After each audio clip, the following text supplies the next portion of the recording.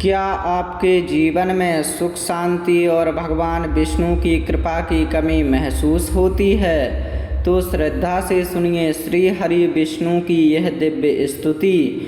मन में भगवान नारायण का स्मरण करें और अपनी सभी मनोकामनाएं उनके चरणों में अर्पित कर दें। ओम नमो नारायणाय। जय श्री हरि विष्णु। नमस्ते श्री विष्णवे देवा जगन्नाथाय ते नमः। नारायणाय विश्वेशाय वासुदेवाय ते नमः। वन्दे श्री विष्णुं देवं शान्ताकारं जगत्पतिं लक्ष्मीपतिं ऋषिकेशं भक्तानुग्रहकारिकं पीताम्बरधरं देवं शङ्खचक्रगदाधरं पद्मनाभं महातेजं प्रणमामि जनार्दनं। गरुडासनामासीनं कौस्तुभमणिविभूषितं वनमालाविभूषाढ्यं वन्दे देवमनुत्तमम्। अनन्तशयनं देवं क्षीरसागरवासिनं शेषतल्पसमासीनं नमामि मधुसूदनं। चतुर्भुजं महाविष्णुं सर्वलोकहितैषिणं दीनबन्धुं कृपासिन्धुं प्रणमामि सनातनं। सर्वपालकमीशानं सर्वमङ्गलदायकं भक्ताभीष्टप्रदातारं वन्दे श्रीधर्मव्ययं। शरणागतपालं तं संसारभयहारिणं मोक्षदं परमं देवं नमामि पुरुषोत्तमम्। नमस्ते श्री विष्णवे देवा जगन्नाथाय ते नमः। नारायणाय विश्वेशाय वासुदेवाय ते नमः। वन्दे श्री विष्णुं देवं शान्ताकारं जगत्पतिं लक्ष्मीपतिं ऋषिकेशं भक्तानुग्रहकारिकं पीताम्बरधरं देवं शङ्खचक्रगदाधरं पद्मनाभं महातेजं प्रणमामि जनार्दनं। गरुडासनामासीनं कौस्तुभमणिविभूषितं वनमालाविभूषाढ्यं वन्दे देवमनुत्तमम्। अनन्तशयनं देवं क्षीरसागरवासिनं शेषतल्पसमासीनं नमामि मधुसूदनं। चतुर्भुजं महाविष्णुं सर्वलोकहितैषिणं दीनबन्धुं कृपासिन्धुं प्रणमामि सनातनं। सर्वपालकमीशानं सर्वमङ्गलदायकं भक्ताभीष्टप्रदातारं वन्दे श्रीधर्मव्ययं। शरणागतपालं तं संसारभयहारिणं मोक्षदं परमं देवं नमामि पुरुषोत्तमम्। नमस्ते श्री विष्णवे देवा जगन्नाथाय ते नमः। नारायणाय विश्वेशाय वासुदेवाय ते नमः। वन्दे श्री विष्णुं देवं शान्ताकारं जगत्पतिं लक्ष्मीपतिं ऋषिकेशं भक्तानुग्रहकारिकं पीताम्बरधरं देवं शङ्खचक्रगदाधरं पद्मनाभं महातेजं प्रणमामि जनार्दनं। गरुडासनामासीनं कौस्तुभमणिविभूषितं वनमालाविभूषाढ्यं वन्दे देवमनुत्तमम्। अनन्तशयनं देवं क्षीरसागरवासिनं शेषतल्पसमासीनं नमामि मधुसूदनं। चतुर्भुजं महाविष्णुं सर्वलोकहितैषिणं दीनबन्धुं कृपासिन्धुं प्रणमामि सनातनं सर्वपालकमीशानं सर्वमङ्गलदायकं भक्ताभीष्टप्रदातारं वन्दे श्रीधर्मव्ययं शरणागतपालं तं संसारभयहारिणं मोक्षदं परमं देवं नमामि पुरुषोत्तमम्। नमस्ते श्रीविष्णवे देव जगन्नाथाय ते नमः। नारायणाय विश्वेशाय वासुदेवाय ते नमः। वन्दे श्रीविष्णुं देवं शान्ताकारं जगत्पतिं लक्ष्मीपतिं ऋषिकेशं भक्तानुग्रहकारकं पीताम्बरधरं देवं शङ्खचक्रगदाधरं पद्मनाभं महातेजं प्रणमामि जनार्दनं गरुडासनमासीनं कौस्तुभमणिविभूषितं वनमालाविभूषाढ्यं वन्दे देवमनुत्तमम्। अनन्तशयनं देवं क्षीरसागरवासिनं शेषतल्पसमासीनं नमामि मधुसूदनं। चतुर्भुजं महाविष्णुं सर्वलोकहितैषिणं दीनबन्धुं कृपासिन्धुं प्रणमामि सनातनं सर्वपालकमीशानं सर्वमङ्गलदायकं भक्ताभीष्टप्रदातारं वन्दे श्रीधर्मव्ययं शरणागतपालं तं संसारभयहारिणं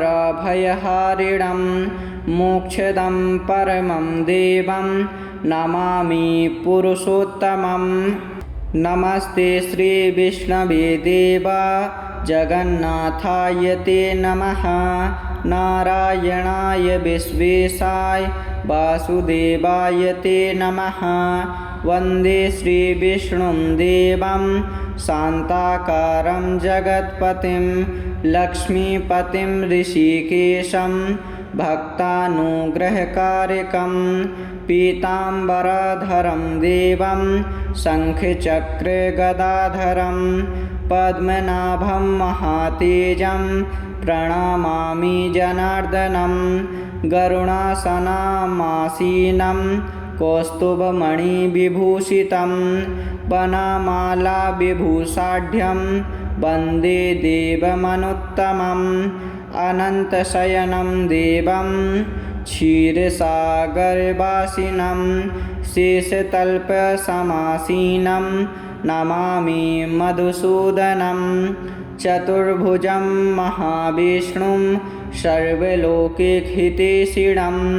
दीनबन्धुं कृपासिन्धुं प्रणमामि सनातनं सर्वपालकमीशानं सर्वमङ्गलदायकं भक्ताभीष्टप्रदातारं वन्दे श्रीधर्मव्ययं शरणागतपालं तं संसारभयहारिणं मोक्षदं परमं देवं नमामि पुरुषोत्तमम्। नमस्ते श्रीविष्णवे देव जगन्नाथाय ते नमः। नारायणाय विश्वेशाय वासुदेवाय ते नमः। वन्दे श्रीविष्णुं देवं शान्ताकारं जगत्पतिं लक्ष्मीपतिं ऋषिकेशं भक्तानुग्रहकारकं पीताम्बरधरं देवं शङ्खचक्रगदाधरं पद्मनाभं महातेजं प्रणमामि जनार्दनं गरुडासनमासीनं कौस्तुभमणिविभूषितं वनमालाविभूषाढ्यं वन्दे देवमनुत्तमम्। अनन्तशयनं देवं क्षीरसागरवासिनं शेषतल्पसमासीनं नमामि मधुसूदनं। चतुर्भुजं महाविष्णुं सर्वलोकहितैषिणं दीनबन्धुं कृपासिन्धुं प्रणमामि सनातनं सर्वपालकमीशानं सर्वमङ्गलदायकं भक्ताभीष्टप्रदातारं वन्दे श्रीधर्मव्ययं शरणागतपालं तं संसारभयहारिणं मोक्षदं परमं देवं नमामि पुरुषोत्तमम्। नमस्ते श्रीविष्णवे देव जगन्नाथाय ते नमः। नारायणाय विश्वेशाय वासुदेवाय ते नमः। वन्दे श्रीविष्णुं देवं शान्ताकारं जगत्पतिं लक्ष्मीपतिं ऋषिकेशं भक्तानुग्रहकारकं पीताम्बरधरं देवं शङ्खचक्रगदाधरं पद्मनाभं महातेजं प्रणमामि जनार्दनं गरुडासनमासीनं कौस्तुभमणिविभूषितं वनमालाविभूषाढ्यं वन्दे देवमनुत्तमम् अनन्तशयनं देवं क्षीरसागरवासिनं शेषतल्पसमासीनं नमामि मधुसूदनं चतुर्भुजं महाविष्णुं सर्वलोकहितैषिणं दीनबन्धुं कृपासिन्धुं प्रणमामि सनातनं सर्वपालकमीशानं सर्वमङ्गलदायकं भक्ताभीष्टप्रदातारं वन्दे श्रीधर्मव्ययं शरणागतपालं तं संसारभयहारिणं मोक्षदं परमं देवं नमामि पुरुषोत्तमम्। नमस्ते श्रीविष्णवे देव जगन्नाथाय ते नमः। नारायणाय विश्वेशाय वासुदेवाय ते नमः। वन्दे श्रीविष्णुं देवं शान्ताकारं जगत्पतिं लक्ष्मीपतिं ऋषिकेशं भक्तानुग्रहकारकं पीताम्बरधरं देवं शङ्खचक्रगदाधरं पद्मनाभं महातेजं प्रणमामि जनार्दनं गरुडासनमासीनं कौस्तुभमणिविभूषितं वनमालाविभूषाढ्यं वन्दे देवमनुत्तमम् अनन्तशयनं देवं क्षीरसागरवासिनं शेषतल्पसमासीनं नमामि मधुसूदनं चतुर्भुजं महाविष्णुं सर्वलोकहितैषिणं दीनबन्धुं कृपासिन्धुं प्रणमामि सनातनं सर्वपालकमीशानं सर्वमङ्गलदायकं भक्ताभीष्टप्रदातारं वन्दे श्रीधर्मव्ययं शरणागतपालं तं संसारभयहारिणं मोक्षदं परमं देवं नमामि पुरुषोत्तमम्। नमस्ते श्रीविष्णवे देव जगन्नाथाय ते नमः। नारायणाय विश्वेशाय वासुदेवाय ते नमः। वन्दे श्रीविष्णुं देवं शान्ताकारं जगत्पतिं लक्ष्मीपतिं ऋषिकेशं भक्तानुग्रहकारकं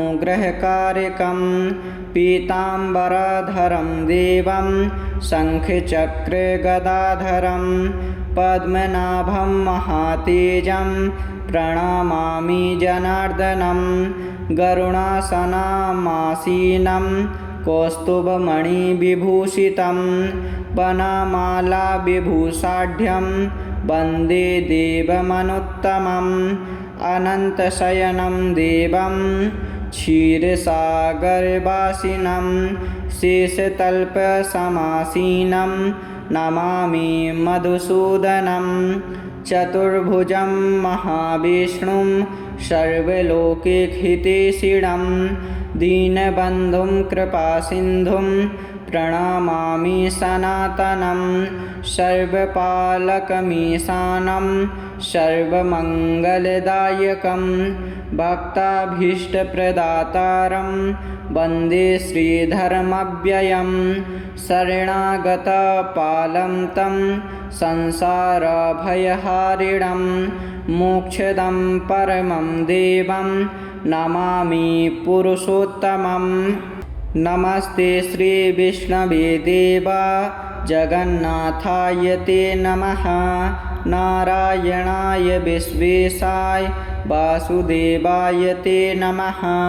वन्दे श्री विष्णुं देवं शान्ताकारं जगत्पतिं लक्ष्मीपतिं ऋषिकेशं भक्तानुग्रहकारकं पीताम्बरधरं देवं शङ्खचक्रगदाधरं पद्मनाभं महातेजं प्रणमामि जनार्दनं गरुडासनमासीनं कौस्तुभमणिविभूषितं वनमालाविभूषाढ्यं वन्दे देवमनुत्तमम् अनन्तशयनं देवं क्षीरसागरवासिनं शेषतल्पसमासीनं नमामि मधुसूदनं चतुर्भुजं महाविष्णुं सर्वलोकैकहितैषिणं दीनबन्धुं कृपासिन्धुं प्रणमामि सनातनं सर्वपालकमीशानं सर्वमङ्गलदायकं भक्ताभीष्टप्रदातारं वन्दे श्रीधर्मव्ययं शरणागतपालं तं संसारभयहारिणं मोक्षदं परमं देवं नमामि पुरुषोत्तमं। नमस्ते श्री विष्णवे देवा जगन्नाथाय ते नमः। नारायणाय विश्वेशाय वासुदेवाय ते नमः। वन्दे श्री विष्णुं देवं शान्ताकारं जगत्पतिं लक्ष्मीपतिं ऋषिकेशं भक्तानुग्रहकारकं पीताम्बरधरं देवं शङ्खचक्रगदाधरं पद्मनाभं महातेजं प्रणमामि जनार्दनं गरुडासनमासीनं कौस्तुभमणिविभूषितं वनमालाविभूषाढ्यं वन्दे देवमनुत्तमम् अनन्तशयनं देवं क्षीरसागरवासिनं शेषतल्पसमासीनं नमामि मधुसूदनं चतुर्भुजं महाविष्णुं सर्वलोकैकहितैषिणं दीनबन्धुं कृपासिन्धुं प्रणमामि सनातनं सर्वपालकमीशानं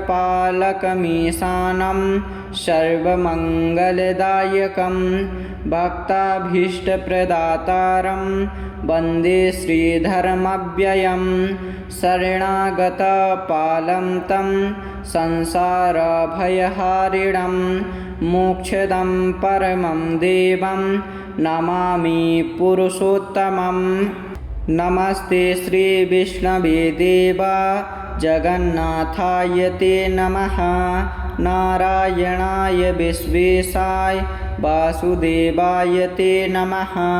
वन्दे श्री विष्णुं देवं शान्ताकारं जगत्पतिं लक्ष्मीपतिं ऋषिकेशं भक्तानुग्रहकारकं पीताम्बरधरं देवं शङ्खचक्रगदाधरं पद्मनाभं महातेजं प्रणमामि जनार्दनं गरुडासनमासीनं कौस्तुभमणिविभूषितं वनमालाविभूषाढ्यं वन्दे देवमनुत्तमम् अनन्तशयनं देवं क्षीरसागरवासिनं शेषतल्पसमासीनं नमामि मधुसूदनं चतुर्भुजं महाविष्णुं सर्वलोकैकहितैषिणं दीनबन्धुं कृपासिन्धुं प्रणमामि सनातनं सर्वपालकमीशानं सर्वमङ्गलदायकं भक्ताभीष्टप्रदातारं वन्दे श्रीधर्मव्ययं शरणागतपालं तं संसारभयहारिणं मोक्षदं परमं देवं नमामि पुरुषोत्तमम्।